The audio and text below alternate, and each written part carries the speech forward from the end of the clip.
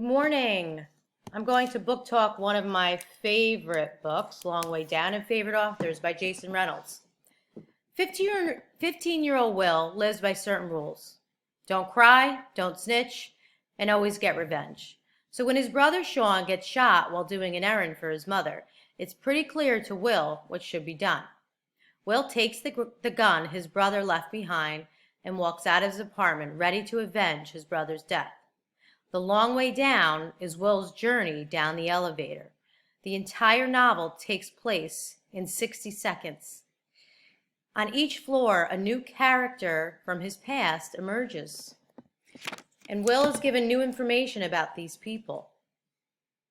This novel is told in free verse poetry. It's emotionally intense and thought-provoking. I could not put this book down. As you can see, it's won many awards. Highly recommended.